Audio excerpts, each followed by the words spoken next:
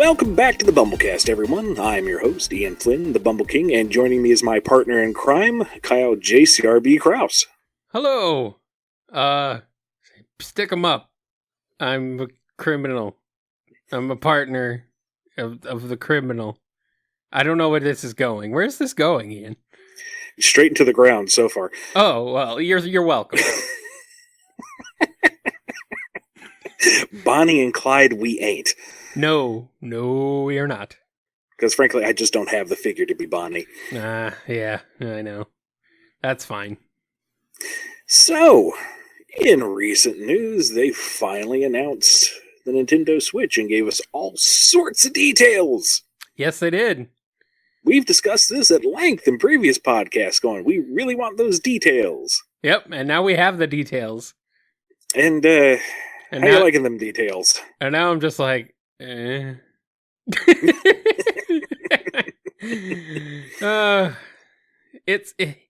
It's always something with Nintendo.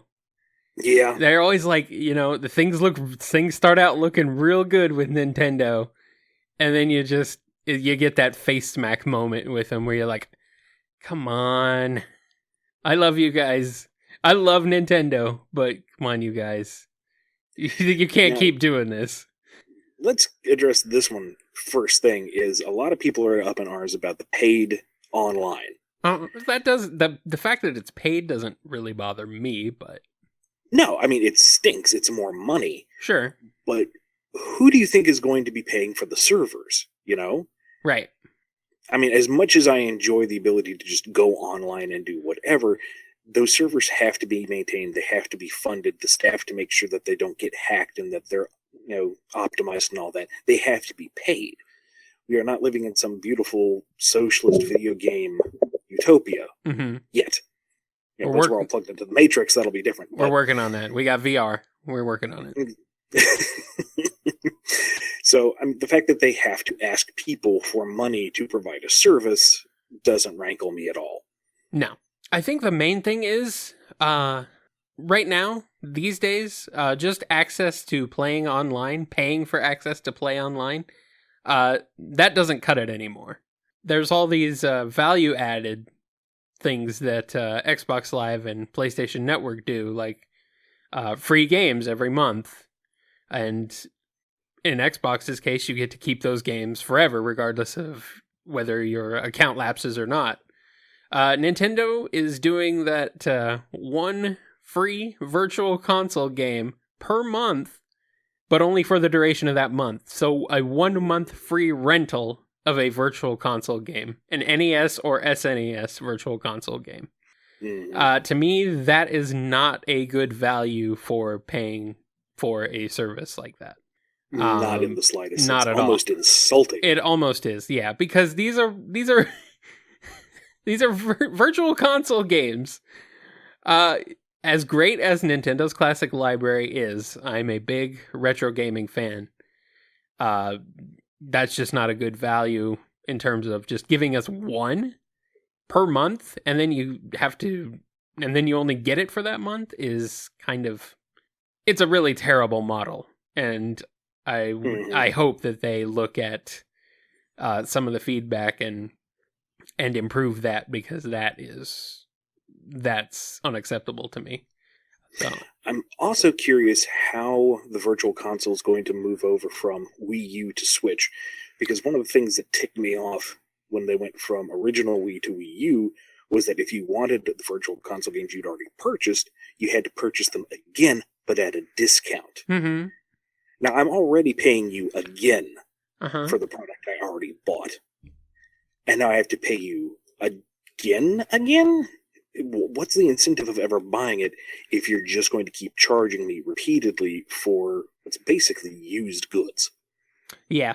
I do not suspect that there will be a cross-platform purchase thing there. Or a cross-platform play, I suppose. I figure they're probably going to charge you again to upgrade. Because Nintendo, they really just kind of make boneheaded decisions sometimes. I love them, but man, it's like they look at what the competition what the competition does. And they're like, how can we do that but worse? It's like, come on, guys. Anyway. But I think it's the idea of the portable console is not necessarily flawed. No. But people had a hard enough time understanding that the Wii U was not just an addition to the Wii, that it was a full system. And now you're asking them to understand that the tablet plugs in as the console, but also comes out of the console and plugs into the controllers that can plug into themselves, which can also plug into a dock or not plug into anything at all so that it can be a system, but also a handheld. I don't think your average consumer is, one, going to want to keep up with all that, and two, understand it. Because there's still that divide of handheld versus console. Yeah, I don't think that's too bad, personally. They did make it generally clear in that reveal trailer how it worked. It's definitely a lot more clear than they made the Wii U look in that reveal trailer, which was just a mess. But yeah, the Switch, it's, I mean, there's definitely a lot of steps involved with, removing controllers and docking the system and etc. But I don't think it's too difficult to necessarily wrap your hands around, as it were. But I guess time will tell if Nintendo kind of makes that unclear too. Like, no, it has to work this specific way and it won't work this way. And yeah, so I guess we'll see. They are really, really, really still just trying to shoehorn motion controls into this thing, which is kind of hilarious and a little sad. It's like, we really don't need motion controls, guys. Come on. I mean, Wii Sports was a lot of fun. Yes. Very responsive, a decent workout if you stuck to it. Sure. And their motion control games, I would say, from limited experience, were far more solid than the Kinect or what PlayStation tried to do with the Move. Right, yes. That being said, they are kind of a niche game-style gimmick. And building your entire platform around them still, I think, is a little dubious, especially since the Switch is obviously geared more for the hip millennial mobile crowd and not the family crowd that the Wii was. Yeah. The Wii was huge because it got everybody. It wasn't just the core gamer. Wii U confused everybody because it was kind of in the middle. And now the Switch seems to be, no, we're really doing it for gamers, but also, here's the family stuff still. And it's like, pick a direction. Yeah. I think that's why the mobile console thing really isn't selling me on it, because it feels like you're trying to have the best of both worlds. The 3DS is already the standout handheld experience. Yes. And with the new 3DS, brilliant name there, Nintendo just recently again. coming out, to me, it would make more sense to focus on building a new 3DS library. You got a new console, you got it with more power. Do more with that and corner the mobile market still, and then focus all your resources on the console market, because you have a huge staple of strong first-party IPs, and people have wanted those for 2 generations now. Focus on that. Trying to do both, to me, feels like you're competing with your handheld market, which you've already won. Yeah, there's really no reason.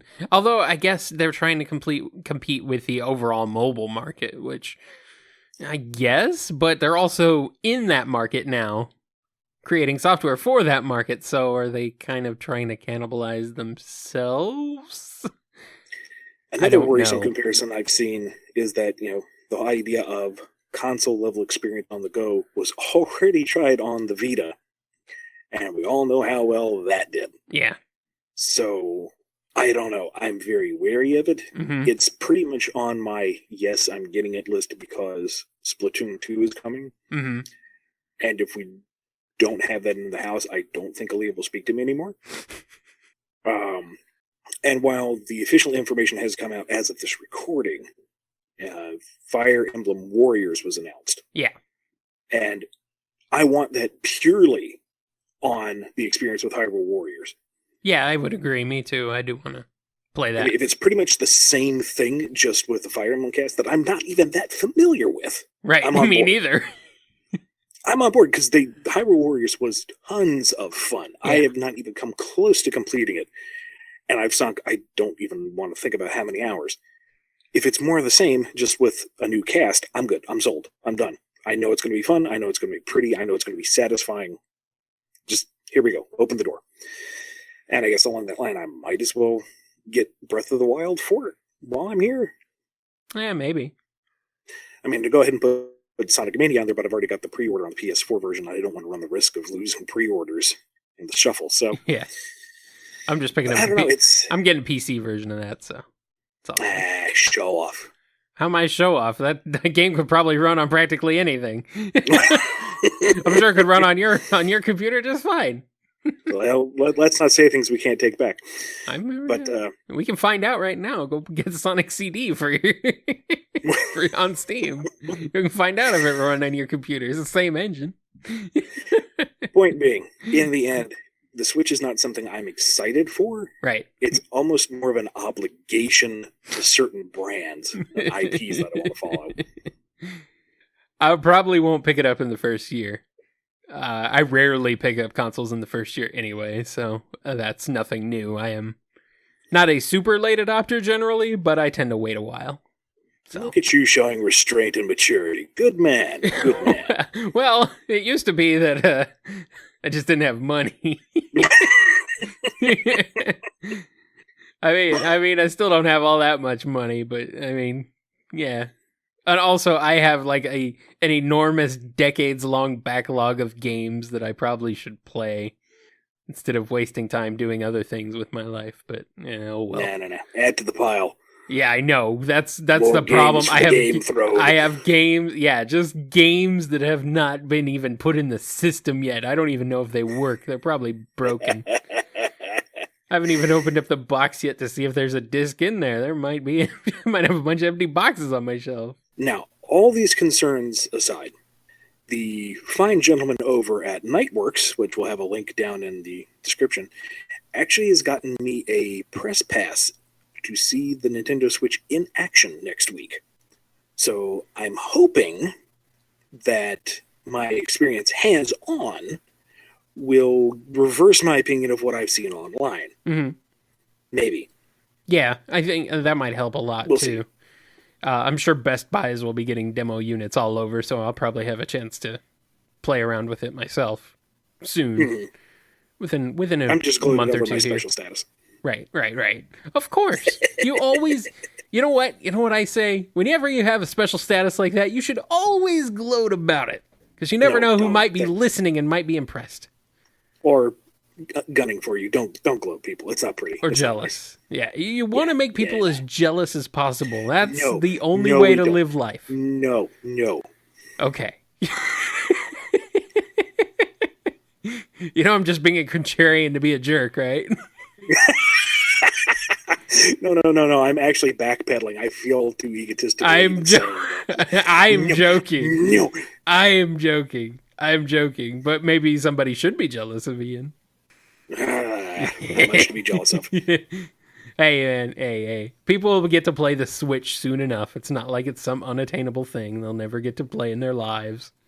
At 450 Canadian, yeah, it might be. Well, yeah. Oh, no. Anyway. That's why you wait for it to go used. And you buy used for 449 Canadian. Thanks, GameStop. Or EB Games, as it is up there, I think. Or wait, you got both up there, don't you? They're the same thing. But I know they're the same thing, but why are they the same thing? Why do they keep both? Because they got rid of EB Games down here. From my understanding, it was GameStop acquired EB. Yes. And then very aggressively pushed to rebrand all EB things as GameStop. Yep. And some of the EBs said no. Huh. And GameStop was like, well, yeah. And EB said no. And so they didn't. Huh. Strange. At least that's the way I understood it. Because literally every EB games I know of became a GameStop. There's like one EB Games in driving distance near us. There's 4 or 5 other GameStops, but there's one EB. There are 2. Same store layout, same promotions. Right, yeah. But the loyalty cards don't work. There are 2 GameStops within walking distance of me. Ooh, lucky you. They are within walking distance of each other. They're practically across the street from each other in a diagonal. It's one of the more ridiculous things I've seen. They are less than like 3/4 of a mile apart. I don't understand at all. And they're both still in business, obviously. So I don't understand. Then there's another one a few more miles away, and it's ridiculous.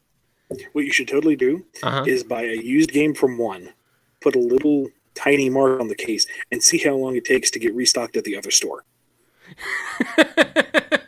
Just sell it back. Just keep buying and reselling this game and see how long it takes for it to cycle between the two. Just give it, yeah. I don't even understand it because both stores are like about the same size. They're both in like outdoor strip mall areas. There's really nothing different about them whatsoever. One's next to a Walmart and runs next to a Target. That's the only difference. Universe A and Universe B GameStops. Apparently, I don't understand. Anyway, for the people curious about the GameStop situation in my local area, now they know. For all one of you who would be interested in that, and that one person is me, there you go. Oh, one thing I also did want to mention real quick. The accessory pricing. It's ridiculous. Yeah. What? I do not know what they're thinking. $70 for a Pro controller? It's like, what? Why? I mean, I can kind of understand the price for a new PS4 controller because it's got a lot of technology in it. Well, I mean, the Switch controller is going to be the same as that. Mm-hmm. So, I mean, but it's the PlayStation 4 controller is still not $70. Oh, wait, sorry, I'm thinking of Canadian prices up here. Oh, yeah, $70 US for a controller. Yeah, the after taxes up here, it's going to be about $425, $450 Canadian for a Switch. Ooh. And that's just the system. Yeah. Games are going to be somewhere between 70 and 80 Canadian. Yikes. Ooh, that's a big pill. That's a hard pill to swallow. Yeah, that's more like a suppository. Anyway, on that note, let's move on to a happier thing, like the winner of the latest BumbleRaffle. Ooh, yeah. Now, the BumbleRaffle is a contest we have every show where you randomly get selected to win a free autographed book by moi. If you are a patron over at patreon.com/BumbleKast, you are automatically entered into every drawing. But you can still write into every show and have yourself put in for the regular drawing. Everyone gets the same chances. It's just the patrons get auto-entered. So, this week's winner is Kyle P., who is, believe it or not, our first non-Patreon winner. Very nice. Also, that guy has a cool name. Nice name, sir. I like your name. Just one more in the line of Kyles. Yeah, I know. I went to school with 5 of them. Oh, hold on. 4 of them. I was the 5th. You can put it whatever order you want. Yeah. So anyway, we're going to be in contact with you, Kyle, and not you, Kyle, other Kyle. I'm in contact with you right now. What are you talking about? Kyle P. will be in contact with you, get your contact information, and send you that book. Congratulations. Congratulations, Kyle. Not me. That Kyle. That one over there. You get to talk to me like twice a week on the show. No, that's a lie. You get to talk to me every week because we have not only the BumbleKast, but BumbleKast Gaming. So what are you complaining about? That's true. That's true. And we did at this point, we're almost talking every day for this. If we want a little bit of inside baseball, I guess. Maybe every couple days at most at this point, but yeah. I'm glad we get along, because otherwise these shows would be really awkward. Well, why would we be doing this show together if we didn't get along, man? What would the incentive be? Money? Oh, okay. Patreon.com/BumbleKast. I'm just saying, some people would pay to see us fight. There's a market for everything. They're true. Yeah. Oh man, podcasts where people argue with each other. No, there's no market for that.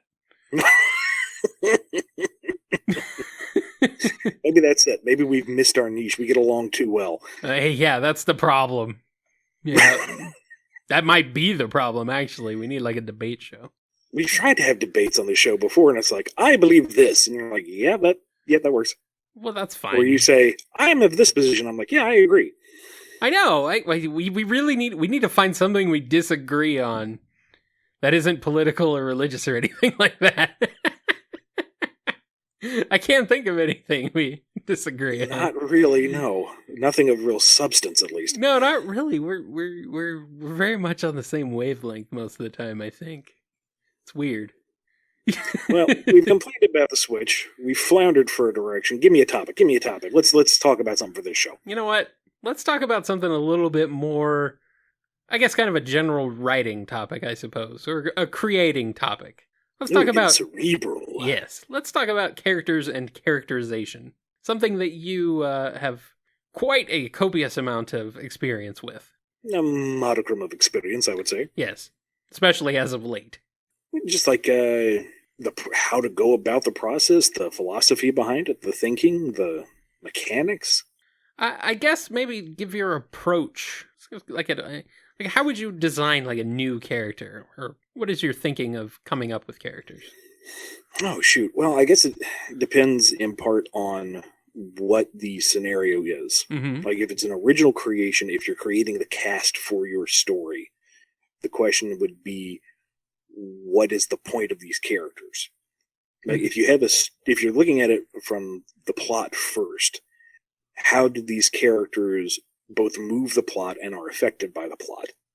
Or if you have the characters first, how does their interaction with each other and the world move the story along? Mm-hmm. If it's something for an established piece of material like, I don't know, the Sonic book, it's a question of what does this character bring that is new or different or at least interesting to the mix.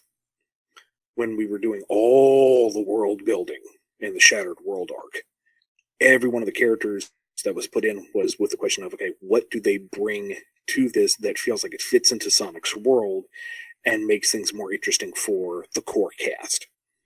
Because one of the things we keep running into with the book is the main cast is interesting because, I mean, it's Sonic. Come on, it's the thing we grew up with. There's a reason why you come to the book, and it's Sonic. Yeah. But he is limited in his character growth because he has to match what the license is. So to give the illusion of progression, or to at least give you a reason to come back each time, because Sonic fights Eggman and wins, does not make for a stirring, continuous narrative. No, it's also true with Mega Man and Dr. Wily. It's true for anything. Yeah, well, yes. You need something to grow and to change, and that's why we have the extended cast and this secondary and third cast beyond that. Mm-hmm. So with any of those, it's a question of how do they really bring something new? How do they challenge the hero in a way that if they don't necessarily change, it's at least interesting to see how they address it. Mm-hmm. And this could be applied to anything. I mean, like let's take Batman, for example, because he's got one of the most notable rogue galleries out there. One of the most interesting approaches I've seen to that rogues gallery is that the ones that are the most stand out are aspects of Batman. Yeah. You've got, let's say, Scarecrow, who is the fear side of Batman. You have Mr. Freeze, who is the emotionless detachment that Batman seems to bring to the table. You have Joker, who is the complete antithesis. He's bright, he's colorful, but he's maniacal and chaotic, where Batman is dark and brooding and meticulous and thoughtful. You have, all these comparisons in which you can spin out of it. And you can say that's a bunch of bull and there are a bunch of colorful characters. Who cares? It's up for debate, but that's how I would approach the thought of the rogues gallery. So if you wanted to introduce a new villain and him or her not immediately be forgotten at the end of the story arc, what do they bring to the character and to the greater mythos that hasn't already been done to death? Yeah. I do oh, go ahead. No, go. I was going to say, I do like the Joker example because even though he is kind of the antithesis of Batman, he's also like one step removed from Batman, which I think has been mentioned before, kind of lampshaded in the comics, where he's like, basically Batman is just one step away from becoming the Joker. Like, at any moment, he could just start going crazy and killing people like the Joker does. So I think that's kind of also an interesting characterization there. It's also very broad because... Well, true. Different writers, different interpretations of both characters could throw that entire comparison out the window, but that's idea... very true. That's very true. The basic idea is he is the antithesis, so that's true. To use another DC example, the reason why Superman and Lex Luthor are such iconic antagonists towards each other is you have Superman, who is the embodiment of physical strength, overpowering physical ability, versus Lex, who's all cerebral. And how do the two combat each other? I mean, Superman's not dumb, and depending on who's writing him, he's probably right up there with Lex, which is, I don't know, boring for me, but the whole point is they're dynamic. You don't really have a ton of notable Superman villains because, I don't know, to me, it feels like since he can do so much, and since he is such an everyman at his core, there aren't as many facets to play against him. Everything has to be a big giant monster to be thrown through a mountain because, granted, that's cool, but he doesn't really have the same rogues gallery that Vats does. Yeah. I think Spider-Man was also a good example of someone with a strong rogues gallery of characters to just play off of them. And again, it's because of that spinning off of what is the... spinning. It's funny. No, it's not. It's spinning off of what the core of the character is. So you've got Vulture, who is, mobile in a different way. It's flying versus web slinging, but you've got the age versus the youth. You've got Green Goblin, who, again, he's got the mobility and he's got the banter, but he's a much more sinister twist on it.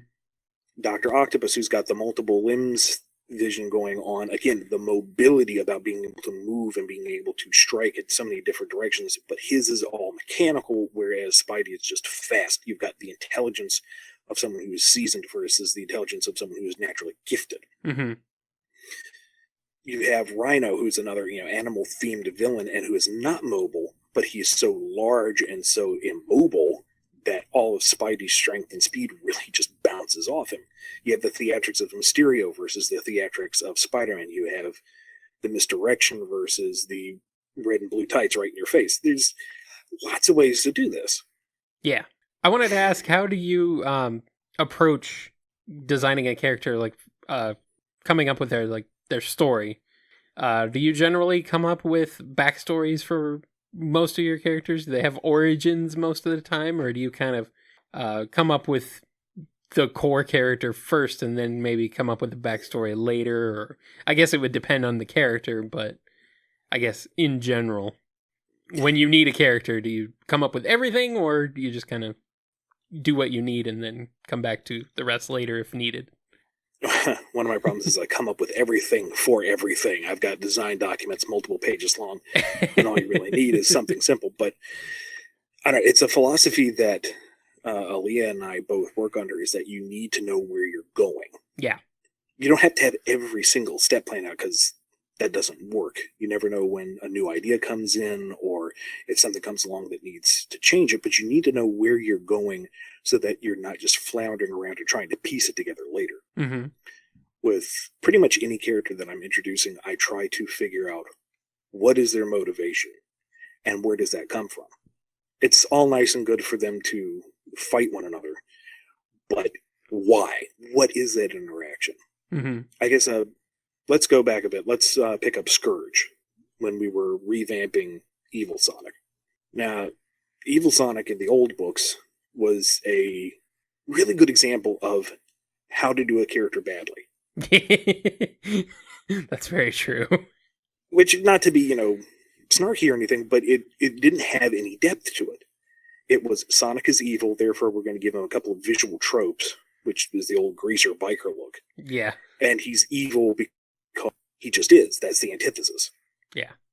There's no depth to it. The conflict arrives from just the basic principle of good versus evil. We know why Sonic is good, but evil Sonic is evil just by virtue of his name. That there's nothing to it.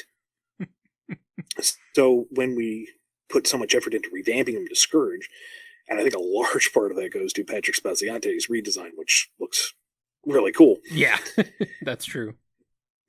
There's that surface level that you can play with where it's, haha, he's the OC recolor, and he tries to be better than Sonic. It's metaphysical humor. Yeah, that's very true. But that also lent itself to giving him motivation. Mm-hmm. He is literally a copy of Sonic. He is a derivative, because in the old continuity, it was established that Sonic was the prime. He was the core from which all other things originated from. So no matter what Scourge did, he was a derivative of Sonic. His very existence was Sonic the whatever. And he chafed against that. He rebelled against that. He fought against it. He tried to identify himself as anything but that. Mm-hmm. And through those efforts, only served to underline the fact that he was just angsty Dark Sonic. And from there, you have the conflict. You have the reason for his resentment. You have the reason for his violence. You have the reason for his obsession. And Sonic can remain unchanged because he's the core. He is that icon. And Scourge can bounce off him in multiple different ways. And that's why I think so many people found him to be so interesting and entertaining. Yeah. You were able to develop him sort of around Sonic, I suppose. And those who wrote him off as just a bad knockoff character, they weren't wrong, because that's what the character was. That's what he was. He worked on multiple layers. He was like an onion, an awful green onion. Well, green onions are real. They do exist. This is true. They do exist. But yeah, I figured that any character, I try to treat them as people and not characters. Uh-huh. I try to treat them as kind of actors on a stage and not so much chess pieces that I'm moving across the board. Because just from my perspective, if you think of them as pieces, you lose some of the, what's the word I'm looking for? Legitimacy, honesty of the character. And the agency, maybe? There we go. Something Thank you. Like that, yeah. They lose why they're doing things because you say they do, not because they chose to. It's all an illusion. It's all, your construction. So obviously they had no choice. They don't exist. But to me, it feels like it makes more sense to plot things out, to figure out how they would interact and how they would move forward if I'm thinking of them as people, if you're the fly on the wall listening in, versus I want them to do this. Right. And the only way to really have an informed opinion about how they would act and how they would move forward is if you knew where they came from and what drove them. Mm-hmm. See, I've created some characters, but I always do struggle coming up with things with backstories and stuff that I'm really happy with for them. They're just kind of blank slates. And that's really frustrating because I don't know what it is. Like, I think of a backstory or something, and then I'm like, well, that's been done before. It's been done a million times. And I know that I should try to put that out of my head. Like, I know it's been done before. Pretty much everything's been done before, but it's still, that's really frustrating thing for me. So I know that's something you don't really deal with. You just kind of come up with it. And, and you're just like, okay, this is good. I'm sure you struggle with some of that. No. Quite the opposite. Oh, really? I know exactly what you're talking about, and it is a terrible trap to fall into. Okay. But at the same time, it's something you have to be aware of because, like you said, there are so many things that have been done before that if you fall into the safety of those tropes, it becomes derivative. Everyone knows where it's going. Everyone's seen it before. Right, exactly. But at the same time, because everything has been done before, if you struggle to do something original for the sake of originality, that you have to have that perfect, special, unique snowflake of a character. Which is impossible. you're just going to end up revising and revising and digging yourself into a hole that you can't get out of. Mm-hmm. So there is no clear or easy answer on how to get around that.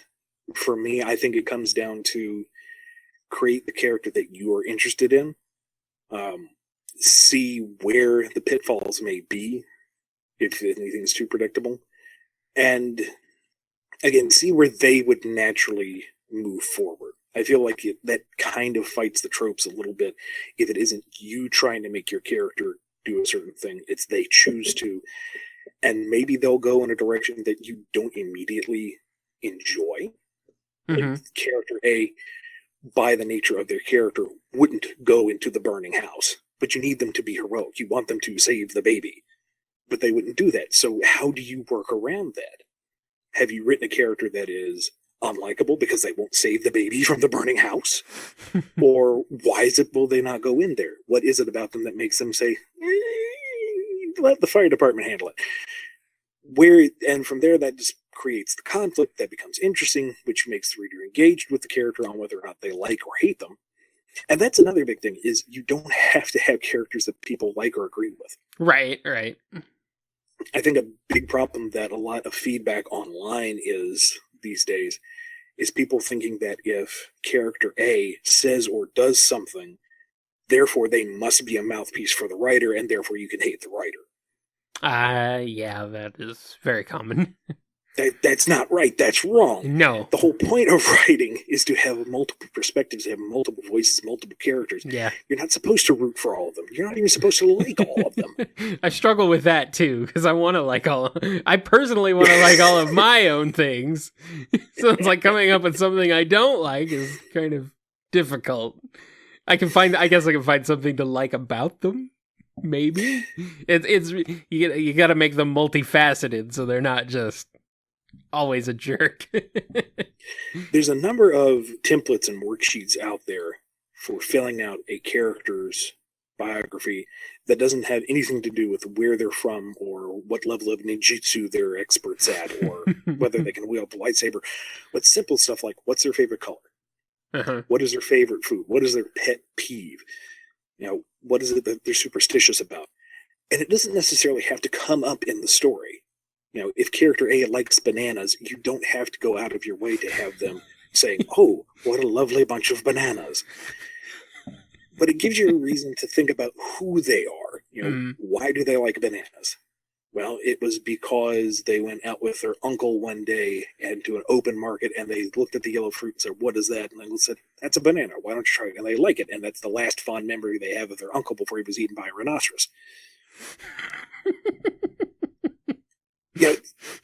That doesn't have to have any immediate bearing on the story, but it can serve as a seed for which you can just grow and do from. And that was all off the top of my head, by the way. I'm not necessarily saying it was good, but it's something there. If their pet peeve is they can't stand it when people don't tie their shoelaces properly. What does that say about the character? Well, for one thing, they're observant, because who goes around looking at other people's shoelaces? It shows that they're a little obsessive, because here they are judging people over something that really doesn't matter. And from there, how do they act on it? Do they just look at it and kind of go, shoelaces? Or do they interrupt a conversation so that they can retie somebody's shoe? What does it say about the character, and how does it affect how they interact with other people? Yeah. That is very interesting. Might have to try that with some of my own stuff one of these days, if I ever, try anything with it. Someday, maybe. Anyway, do we have anything else on this topic to hit? I would say that the best way to practice this type of thing is, if you already have established material that you're working on, do some side interactions. Write fanfic of your own material, is what I'm getting down to. Okay. And put them in scenarios where it's off the beaten path. You don't have to worry about where you're plotting it or where it's going. Your two characters walk into a Starbucks and they accidentally spill a drink on each other. How do they interact? how does it go? It doesn't even have to be funny or smart. It's just an exercise to see how these characters would interact. Mm-hmm. And if you're sitting there going, I have no idea how this would turn into anything, then that right there is telling you that the characters aren't necessarily as fleshed out as you want them to be. At the same time, I'm not saying that this has to be some in-depth introspective piece over the internal psyche, but just use it to play around with how they interact and who they interact with. Grab a character from your favorite piece of media, someone that you know, that you have a good idea of who they are. Plop them down with your characters. See how they interact. This doesn't have to see the light of day. This is just practice for you. And have them talk. They don't have to fight. They don't have to interact. They don't even have to do anything. Put them in 2 chairs in an empty room and have them debate the works of, I don't know, Vonnegut. It doesn't matter. The whole point is to put these characters into a way that they're interacting and see if you can readily find their voice. And if you can't, find other templates. Figure out what their favorite piece of fruit is. See if that does something for you. Eat a banana. Don't get eaten by a rhinoceros. Good advice for anybody. Yes. If you listen to the show ultimately for any reason, take that away. That's ultimately what I got out of this whole thing. I'm glad we spent time on this topic. Yes, good. Me too.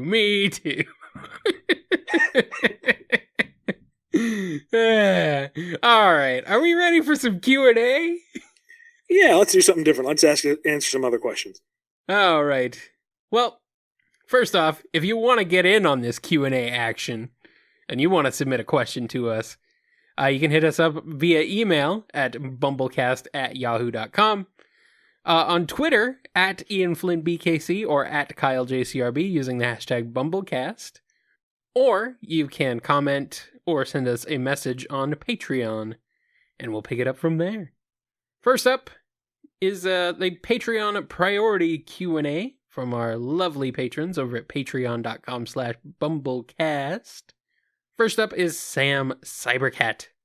People always want to know about Knuckles' hat, but I think the real OVA question is, will we ever see the return of Sonic's apparent favorite clothes? I think one of my favorite image macros out there is a still from the OAV where Old Man Owl is dressed in said clothes. And the text says, I see a gangsta. I'm pretty gangsta myself. Never fails to crack me up. Nice. I've never seen that. Oh, really? man. I'll see if I still have it somewhere. I'll send it to you. Oh, man. That's great. I've never seen that. Oh, man. I would love to make an homage to that somewhere. I don't know where or when, but you know me. I like my little shout-outs. Yes, considered on the maybe list. Yeah, the OVA is so ridiculous. So I enjoy it for its like stupidness, and it is stupid, but it's still fun. Sometimes I really wonder what the franchise would be like if that became. Oh man. The core of it. If that was the whole template behind the series as a whole. Like, what if the whole 2 worlds thing, Sonic XE type scenario, we had the land of the sky and the land of darkness still? Yeah. I don't know, man. I think that'd be kind of fun. That would be cool, actually. That'd be kind of interesting. Anyway. Next up, we got a question from Andrew F. Are there any creative ideas you regret or wish you could have done better? Oh, always. Always. Every day, every minute, every second. But that's another difficult balancing act, especially in creative writing, is to when do you stop and say, okay, this is good enough, and when do you say, no, this needs to be revised further? When deadlines hit.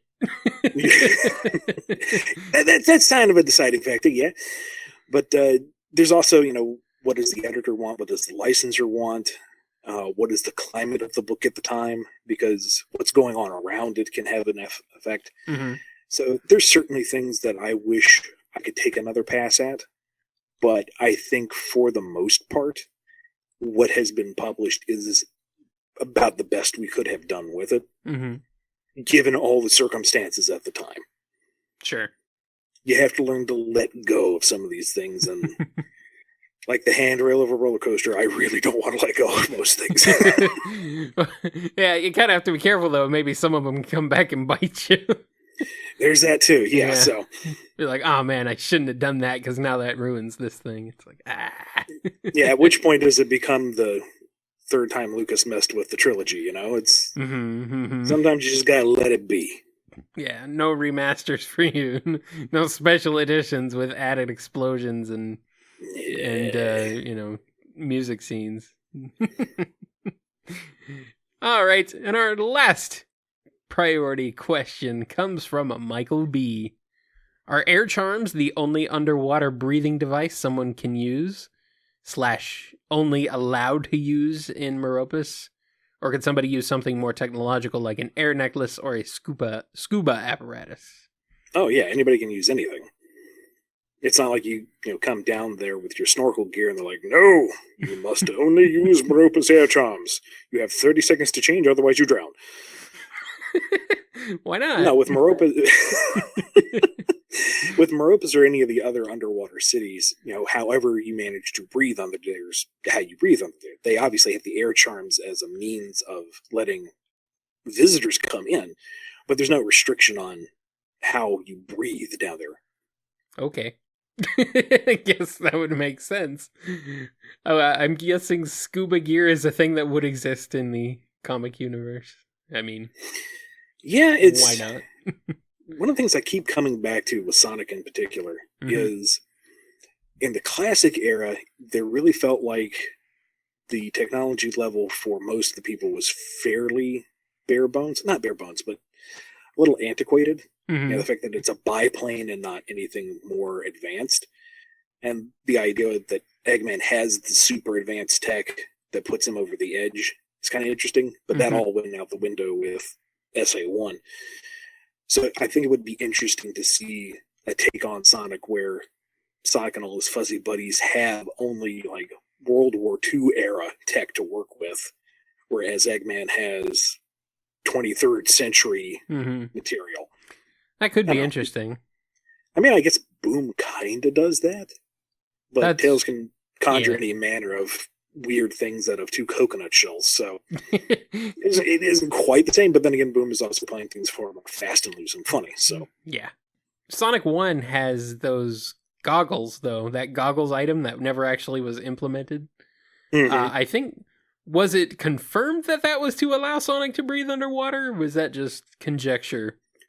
I think it was just conjecture, but given that it was found in Labyrinth Zone, I don't really see what else it could be. Right, that's true. I've also heard that it might have helped him have full speed underwater instead of the underwater physics, but who knows? Seems a little... That would be a little strange, but... Yeah, so there's precedent there for, I guess, scuba goggles existing in the Sonic universe. So there's that. I mean, like, SA2 introduced the air necklace, and it's a, powerless, cordless, tankless rebreather, which doesn't exist because we don't have the technology for it. So if that kind of thing exists in Sonic's world, then yeah, I would imagine regular old scuba gear exists. Most likely. All right. Let's get into some standard Q&A from the Q&A pool. This first one comes from Uwai.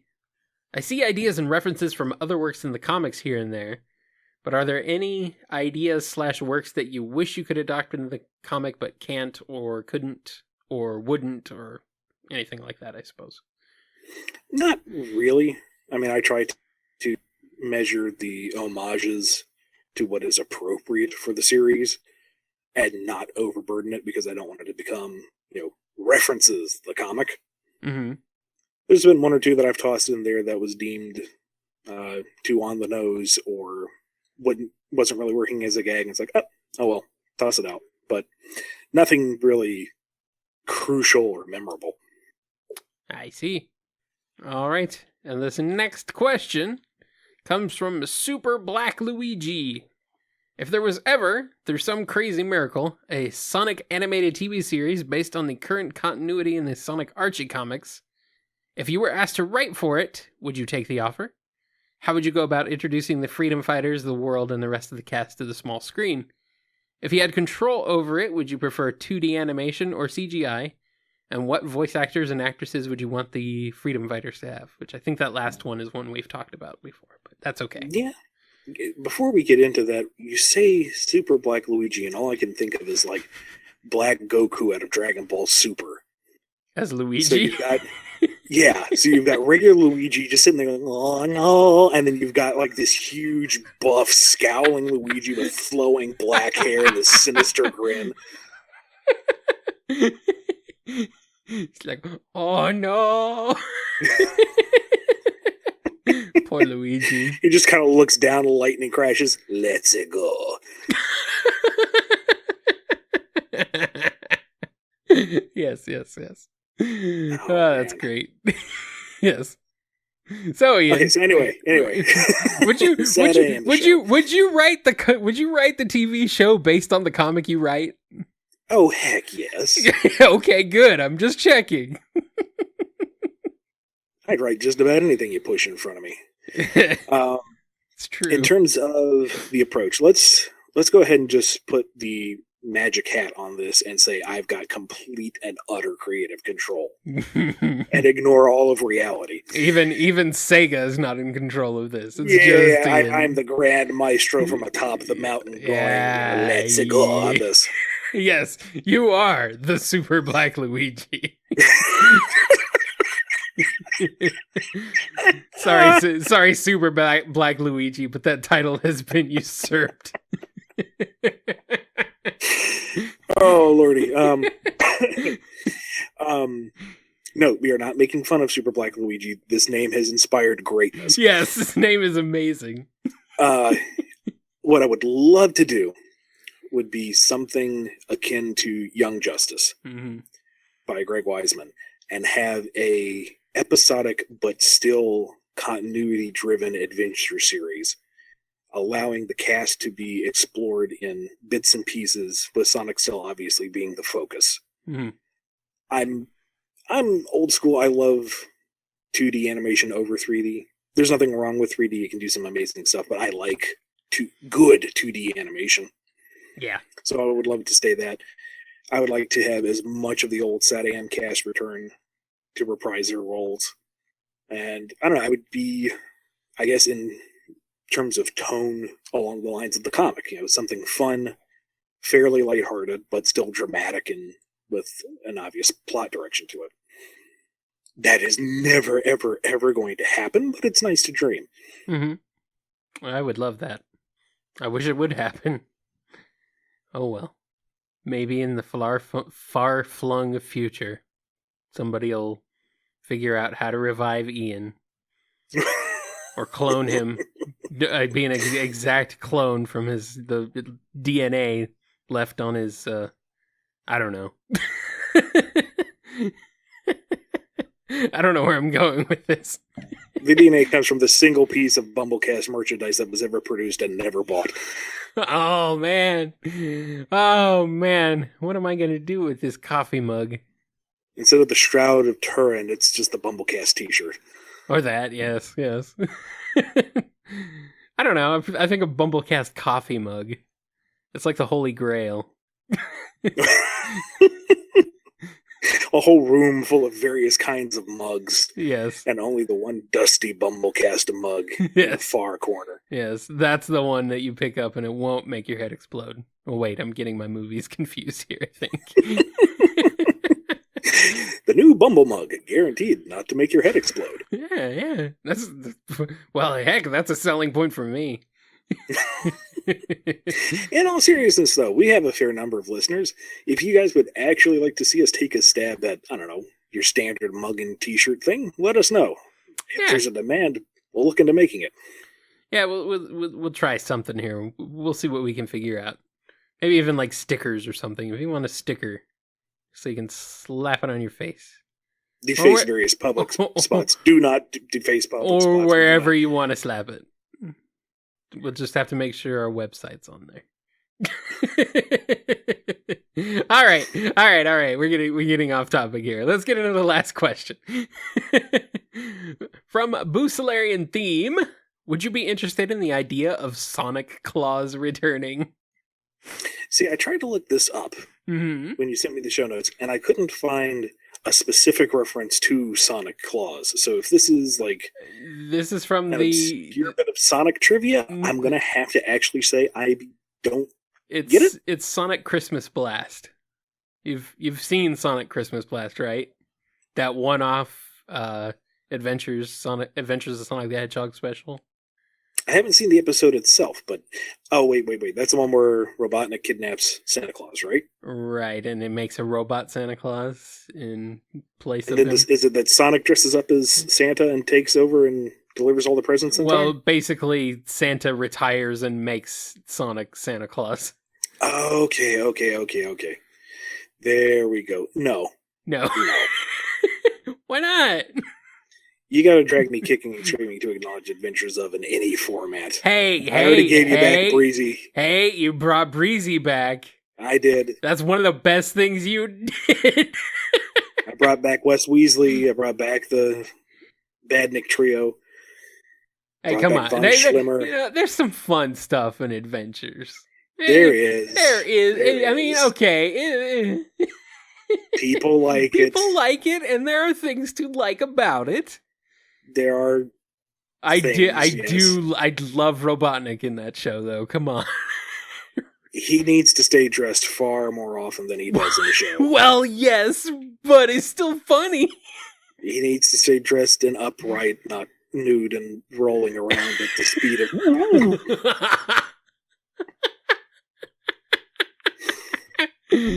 Oh, well. I do not need to see that. I do not want to see that. It does not need to be. I don't know, man. I still like that version of Robotnik. He's so silly. Anyway. Looking for all the rolling R's. Oh, yeah, the rolling R's are what is part of what's so great.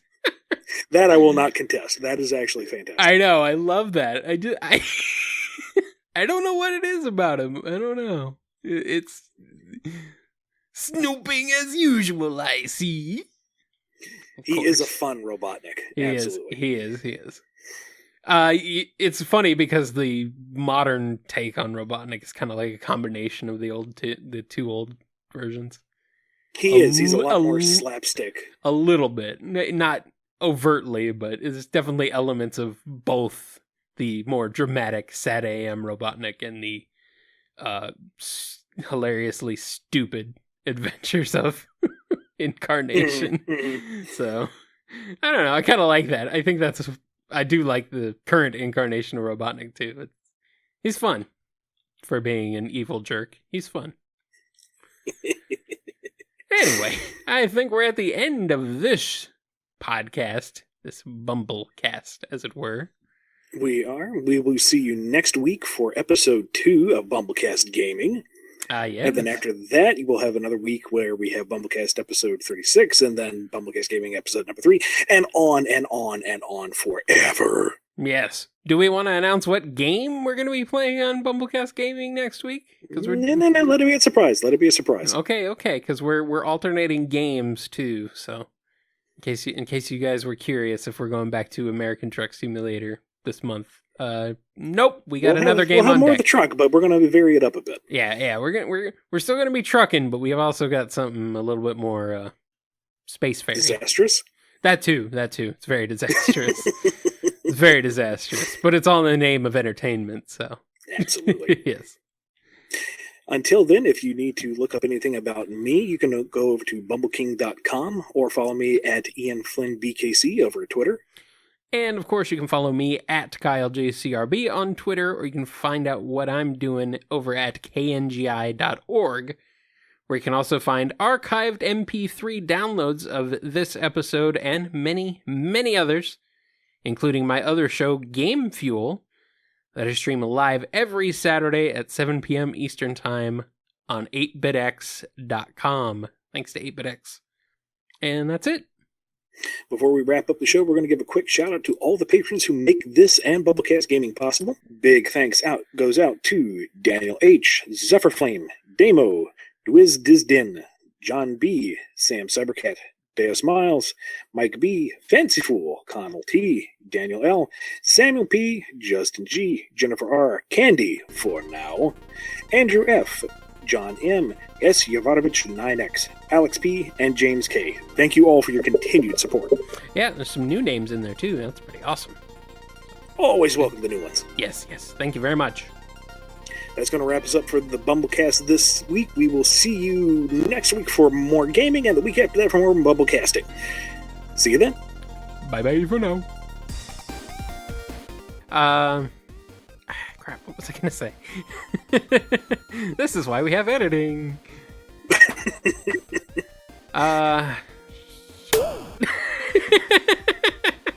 It's completely gone.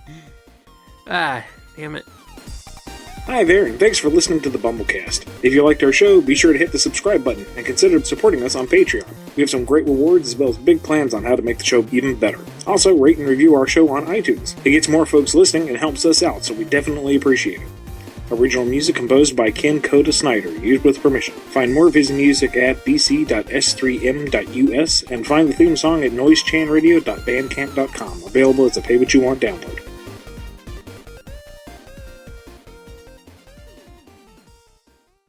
Was that Taj? Did you really Taj it up there at the end? Select your vehicle. Alakazam. He was the best. And I mean the original N64 voice, not like terrible 3DS remix. What version of the voice do you think I was trying to do there and probably failing at? I know exactly what you're doing. Okay. I'm making a point. Okay, yes, it's very true. Because if you're going to the Taj, it has to be the proper one, no matter how culturally insensitive it may be. It's fine. He's a blue elephant. I am a blue elephant. I am not culturally insensitive. I am very culturally. He's wearing a turban, Kyle. I'm very culturally blue. My culture is very blue. Are you laughing at me? I am, but that's because you're entertaining. Oh, well, that's a shame. I don't know where this is going. Into the ground, but it's still funny. Wait, that's the show. That's where we started the show on. We've come full circle. We did it! Yay! Oh boy.